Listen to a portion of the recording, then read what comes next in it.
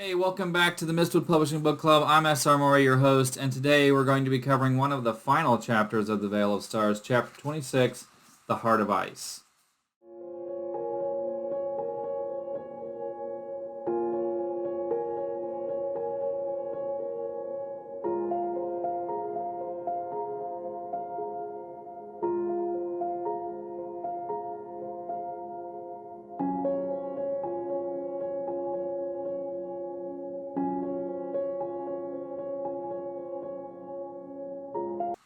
Now, in this chapter, we open up to Tima kind of making her way through the castle. If you recall, she was given a cloak, which makes her invisible, which is what made her be able to go unseen. And we get a little bit of character development with Tima, which up until this point she had been seriously lacking. We find out that Tima and Ruth had a bit of a love romance at some point, and that's a big reason why she wanted to join the companions in the first place. But Ruth's father, the king of Grendel, was not approving of their love and kind of forced them to separate. And so we get a little bit of glimpse into Tima and what her motivations were this whole book. And I put that in. It wasn't in the original. I mean, this whole ending wasn't. I had to rewrite the whole ending. But, I mean, it's still basic things happened, but I just didn't like it, so I rewrote the whole thing. After typing it and editing it a few times. Just didn't like it. But this is one of the things that was added, and it was because I realized that Tima kind of just had no personality. I mean, she had a personality, but she didn't have any sort of... There was no emotional connection to the character, and I felt that this made sense and was very natural, and then I went back and read the book, edited the book one more time and kind of put little hints of it here and there. She's kind of one of the characters that really is easily forgotten about, and that's okay. It's okay to have characters like that, but I wanted to give something there to kind of give her a little bit more depth. I don't like to do... I love The Hobbit, but I don't want to get caught in the trap of where the dwarves really in the book have no personality, individual personalities, and so I like to give each character, however brief, some kind of emotional connection with the reader. Then we are, we catch up with Narbad here, and he is, and the rest of the companions are detained, and it appears that, from his perspective, that Nerys has betrayed them. And we get a pretty good description of Issa's full appearance from Narbad's perspective. And Issa's just kind of chastising them, saying like, you thought this would be so easy, and you're idiots, basically. Like, you thought you could challenge me. And, again, they think that Nerys has betrayed them, even though if you've read the chapter, you know that that's not true. We see that Narbad has noticed that Tima has entered the room, and we have it to where Is basically challenges Narbad to combat. But before that, I think Is and DeFlorgak and Karam have a little bit of a disagreement. Before the sentence was finished, Karam was against the wall and detained in the ice. So yeah, that's where that is. And DeFlorgak, his servant, obviously is going to take Karam's side, but that's because Karam obviously doesn't like the idea that Nerys is now with them for reasons that we know. And, as we know, also, Is and Karam were planning on betraying each other this whole time. So we're seeing a bit of that coming to fruition as well. And things are looking pretty grim, and Narbad and Is are going to have a little bit of a fight here. And I wanted to have that in the book because it would feel kind of anticlimactic if it never happened. And so Is and Narbad have a bit of a scuffle, and I really, more than the fighting, I love the dialogue. Is is like, "Why fight for elves and men? What have they ever brought your people?" asked the demon manipulatively.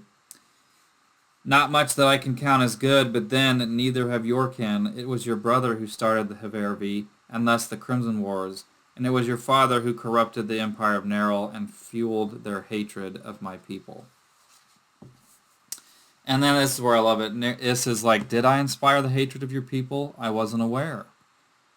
Yes, I fail to see how starting a war in which your people were the saviors makes the Ferrar's hatred the fault.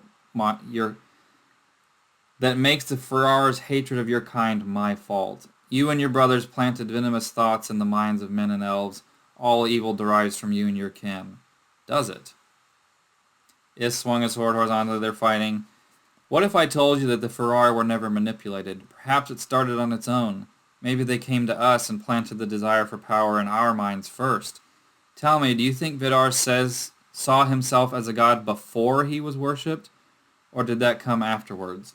And this is just really challenging the worldview of Narbed, because I think I'm putting this in the book very intentionally, because a lot of people tend to think that, evil is in this world all because of Satan. That's why bad things happen. It's all Satan. It's all the demons. Nothing I do is my fault.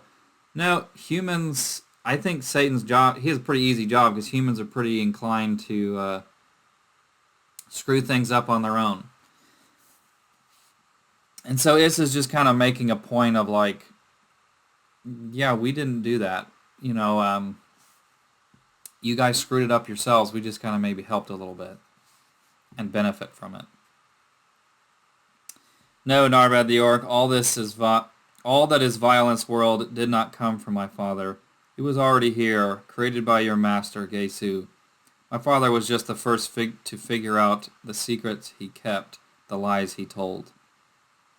You need to ask yourself who are the real villains and who are the real victims in the desperate need of revenge. You must realize that the Ferrar were not corrupted. They were a mistake.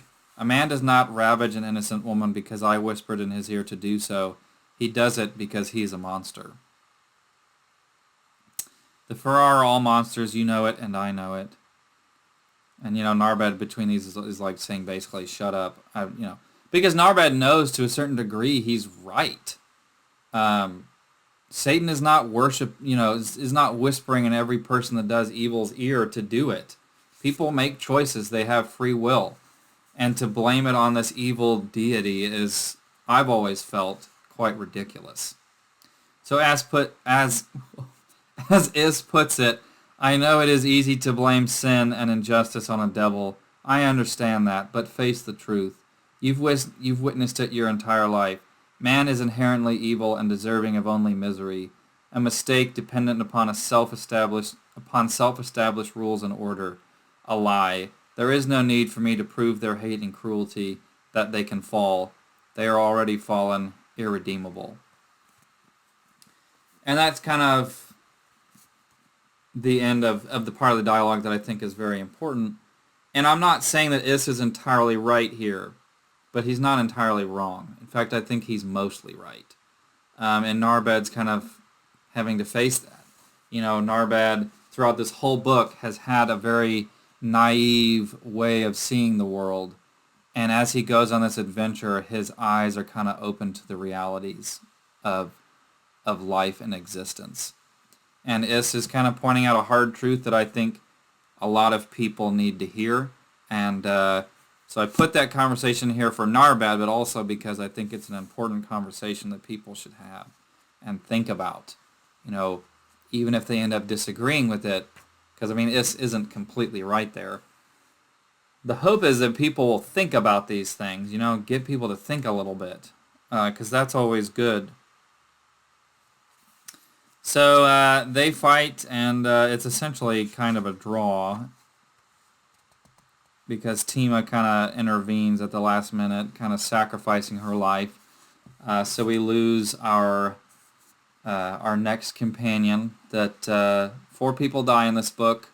One of them's brought back. So we've lost Eileen, we've lost Narbad, and then he was brought back, and now we've lost Tima. And who will be the last death?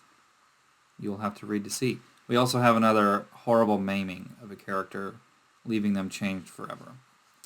But at any rate, the chapter ends with Karam basically playing his hand.